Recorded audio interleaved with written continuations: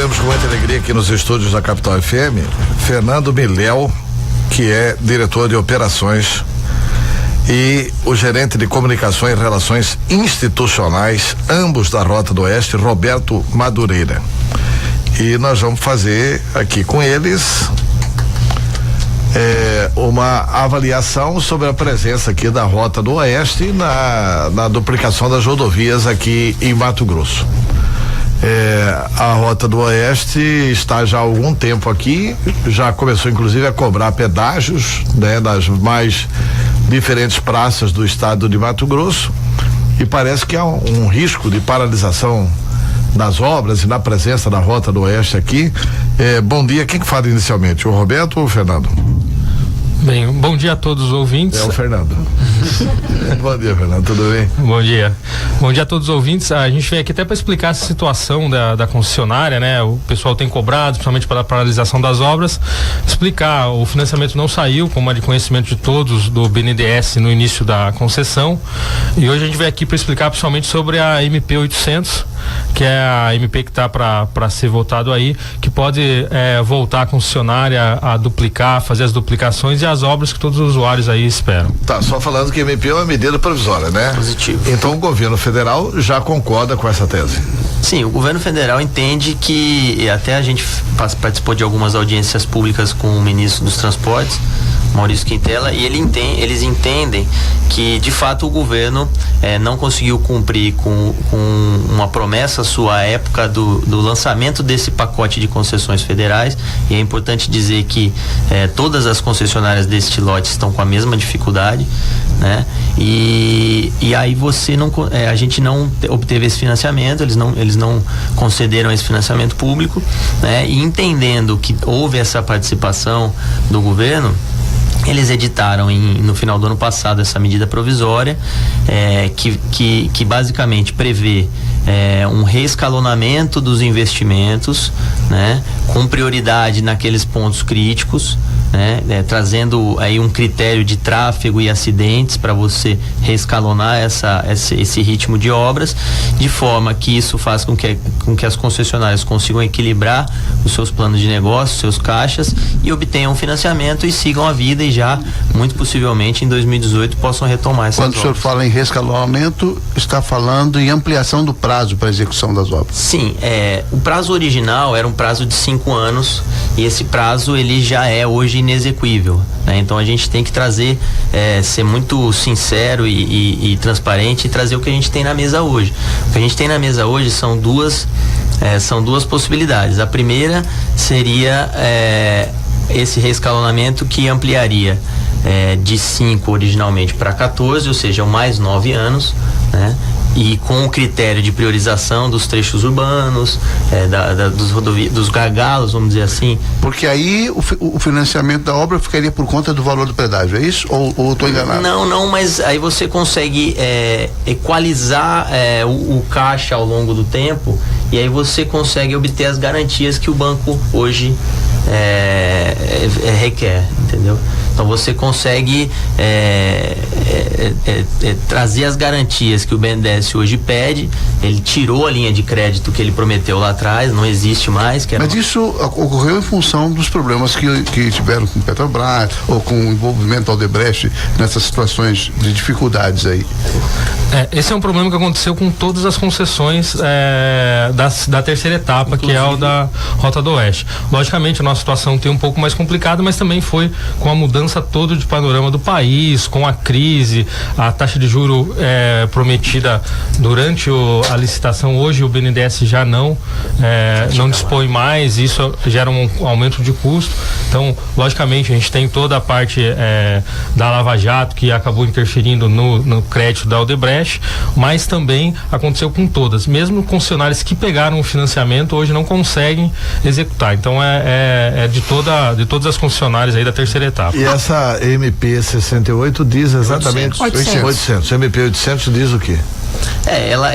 O texto original dela basicamente é esse, é você ampliar o prazo de investimentos com as condições de trazer em primeiro lugar naqueles pontos prioritários. Mas restabelece aquelas condições que o BNDES... Não, aí você justamente cria essas condições para poder fazer com que as concessionárias consigam se enquadrar nas atuais condições. Vamos dizer assim, para ficar bem claro, as concessionárias fizeram a sua... Então a regra com a qual começou a concessão, ela foi mudada no meio do caminho. Ela isso pode ser mudada pela MP. Não, ela foi mudada a regra. Porque acabou o financiamento. Ela foi mudada. O financiamento que vocês pactuaram inicialmente foi mudado no meio do caminho. Perfeito. Inclusive era uma carta de intenção que o BNDES estava sentado à mesa na época, na mesma mesa em que foi lançado o programa de concessões. Uma dúvida. A Rota do Oeste é muito criticada porque existem vários trechos, por exemplo, daqui a Rondonópolis, que é o trecho que o Mauro mais frequenta e que é criticado porque cobra pedágio, e ali tem trecho que tem problema, que a duplicação não está pronta e tudo mais, demora na obra, tal. O que é Rota do Oeste? O que é DENIT? Porque isso acaba sendo a Rota do Oeste cobra o pedágio, a obra não está pronta e vai gerar crítica para a Rota do Oeste. O que tem? Qual que é o problema que existe ali? Olha, um exemplo. Diariamente nós divulgamos aqui os trechos que estão sob reparos, né? E tudo que nós divulgamos aqui é como se fosse Rota do Oeste. Por exemplo, pegar um trecho hoje aqui. BR 364, 265 a 267 em Jaciara. É quem? É Rota do Oeste ou é DENIT? Lá é trecho DENIT. Pois é, e é tudo divulgado aqui como se fosse o Rota do... É porque a concessão é da Rota do Oeste. Na verdade...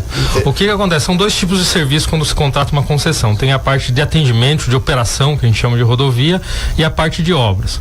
O governo inicialmente, quando licitou, é a única concessão desse modelo aí no país, para baratear o valor do pedágio. Algumas obras que o DENIT já tinha contratado, ele retirou da responsabilidade da concessionária e com isso também do valor da tarifa. A tarifa que é mais baixa porque essas obras são feitas pelo DENIT. E basicamente o trecho da divisa com Mato Grosso do Sul até Rondonópolis é um trecho da concessionária, responsabilidade de operação e obra. De Rondonópolis a Cuiabá é trecho do DENIT, responsabilidade de obra do DENIT e operação da concessionária. Rodovia dos Imigrantes é operação e obras da concessionária.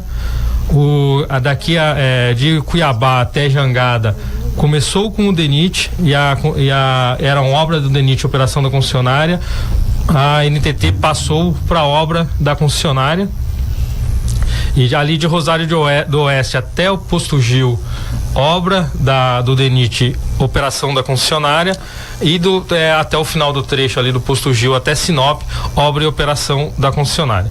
Por isso que tem atendimento médico, as 18 bases ao longo de todo o trecho, praças de pedágio ao longo de todo o trecho, porém as obras que definem... Não são todas da Rota. Por isso que também o pedágio é mais barato do que, por exemplo, comparando com Mato Grosso do Sul, que é uma realidade próxima aqui. E um detalhe importante é que... Mato Grosso do Sul é quase o dobro a média, né? Média 7. 7, aqui é 4. Aqui média 4, mas e tem de 4 a 6 reais. Uhum. E só um detalhe é que, na verdade, sendo as obras... quando o DENIT terminar essas obras de duplicação, ele repassa isso à concessionária e a manutenção ao longo dos 30 anos fica por conta da concessionária. E isso também já está na tarifa. Tá, e eu queria só usuário, fala. Eu queria só, antes da gente entrar nesse detalhe das obras, porque tem muita coisa curiosa, mas eu queria só fechar aquele assunto que a gente começou, que é a questão financeira. Uhum. Existe risco da Rota Oeste parar suas operações por conta, se essa MP não for aprovada? É muito boa a tua pergunta, Mauro. Na verdade, é o que eu Não, só um detalhe, aí não tem notícia no Brasil de MP que não foi aprovada, tem? Na verdade, se ela não for votada por si só, ela já caduca, né? Ela já é validada. Mas isso dificilmente acontece com o governo Temer, né? O governo Temer consegue não ser processado, calcula não aprovar uma medidazinha dessa. No caso dos usuários da da BR-163, então isso é uma boa notícia, porque eu vou explicar, porque na verdade hoje nós temos duas opções, né? Se essa medida não for aprovada, mantém-se o contrato original, e aí a concessionária, tanto a da BR-163 Mato Grosso, como essas outras concessionárias desse mesmo lote, vão dizer que não tem condições, não há a menor condição, sem o financiamento, de se continuar com as obras de duplicação, e se inicia, contratualmente falando, um processo de caducidade. Esse processo de caducidade, os especialistas dizem que ele levaria pelo menos 4 anos para se resolver judicialmente quais são os investimentos que a concessionária fez e não foi remunerada, para que se tenha uma indenização do próximo concessionário. E enquanto isso não faz obra, né? E enquanto isso, você não teria as praças de pedágio, você também não teria qualquer tipo de serviço. Voltaria isso, vamos dizer, a estaca zero, a como era antes de 2014. Então, hoje, nos preocupa e a todos que a gente interpela, o pessoal do agronegócio, os responsáveis pelos transportes, todos se preocupam com esse tema, porque entendem que não é possível se voltar à estaca zero. Né? Então, quando a gente fala da MP, que é um reescalonamento, que é uma ampliação do prazo de obras, ainda assim é uma ampliação consciente, é uma ampliação. Hoje o contrato original diz que a concessionária pode fazer obras onde quiser, desde que cumpra aquele prazo de 5 anos para fazer. Então você não tinha uma obrigatoriedade de fazer onde tinha um maior volume de tráfego, onde era de fato um gargalo. Isso hoje é Por exemplo, esse trecho da saída de Cuiabá até o começo da serra lá, onde está duplicado, que hoje não tem duplicação num trecho. Não, né, esse trecho está praticamente pronto. Mas está andando. Até a certa. Não, tem terraplanagem na outra pista, mas não está pronta, está longe. Romualdo, está longe aonde? Ali, até depois do distrito industrial. Até começar as pistas duplas. Tá pronto. Não tem duplicação ali. Tem. Hoje está em obra lá. Tem obra, não está pronto. Falta, sabe o que é ali? Falta liberar e sinalizar. Falta sinalizar. Isso. Falta pintar aquela faixinha amarela e tal, tá pronto a obra ali. Então pronto, tem 2 meses. Sim, eu fui pra lá, tem uns 15 dias, estava pronto, eu fiquei até revoltado assim, nessa de parte não estar liberada a parte para usar. Ali na frente do distrito industrial, a última vez que eu passei, dali pra frente, daquele prechinho de coisa, dá pouco espaço de... Não, tá pronto. Tá pronto e parece que é cimento ali, fizeram cimento, É um pavimento rígido, aliás, muito bom. Bom trabalho. Pois eu também percebi que é um pavimento de cimento. Concreto, né? Concreto. E por que não entrega isso? Porque tem uns 20 dias eu passei por lá e assim, você vê a pista do outro lado e tá trafegando aqui numa pista que tem ida e volta, né? Isso geralmente quando todo usuário passa, motorista, né, tem essa questão, mas para a questão de engenharia ainda tem alguns detalhes, principalmente por ser concreto, tem prazo de cura, tem algumas obras de arte que eles têm que fazer ainda, umas pontes, que precisam ser executados, e além disso depois eles têm que voltar a restaurar a pista que hoje está em uso. Então, para realmente ver ela duplicada, ver ela em pleno funcionamento, tem uma questão de engenharia que demora, né? Para o usuário parece que às vezes está liberado, mas para a questão de engenharia ainda tem algumas questões. Acho que é importante falar dessa reprogramação de obra, que foi um pedido principalmente dos prefeitos aqui da região, para priorizar os trechos urbanos, as travessias urbanas. Por isso que eu estou falando desse é um trecho mais complicado, né? Nessa MP, ela coloca isso. Os pontos que tem maior tráfego vão ser duplicados primeiro. Então vamos lá, vamos falar aqui da situação. O trecho até Rosário do Oeste é um trecho que vai estar entre as prioridades, além dos trechos urbanos, viadutos, passagens de pedestres, todos estão previstos já no começo. Uma outra questão que também está em discussão. Teria a conclusão até 2021. Tem uma questão muito bem do pessoal, principalmente do norte. A conclusão de toda a obra? Todos esses trechos prioritários. Os trechos urbanos, com viaduto. Uma outra questão que sempre o usuário tem é a questão do degrau na pista, principalmente lá no trecho do norte. Isso é uma das questões que também estão priorizadas nessa nova MP para serem resolvidas antes dessa postergação. Tem uma pergunta aqui de um ouvinte. Alô? Bom dia, alô? Quem está falando, por gentileza? Meu nome é Edilson Ribeiro. Edilson Ribeiro, pode fazer a pergunta, Edilson. Gostaria de perguntar aos entrevistados aí por que a ANT ela define as concessões de operação para a Rota do Oeste, né, e a outra para o DENIT, deixando essas mais complicadas para o DENIT. Tipo assim, o filé vai ficar para o Estado e as partes mais fáceis de se fazer essas obras vão ficar para a concessionária. Como é que é definido isso aí pela ANTT?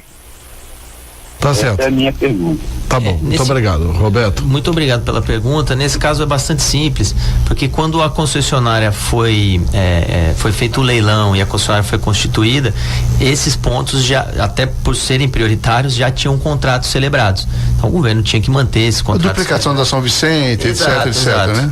Então, na verdade, basicamente é esse o ponto. E é importante frisar que essas obras, por mais que estejam em locais prioritários, elas não estão incluídas, o valor delas não está incluído no valor do pedágio, ou seja, o usuário não paga por ela no pedágio, ele paga por ela via impostos, da forma como... Tá, mesmo quando ela estiver pronta, não vai aumentar o pedágio, né? Porque não foi o custo da Rota do Oeste. Se o governo tivesse feito mal dizendo, como se o governo tivesse feito por meio do DENIT uma coparticipação para que se reduzisse o valor do pedágio, daí a diferença daqui, por exemplo, Mato Grosso do Sul. Tá, olha, assim, vocês devem ter muitas informações do Congresso Nacional, como é que está caminhando essa MP 800 lá. Que informações que vocês têm? Mas vocês estão principalmente da bancada assim, de Mato Grosso.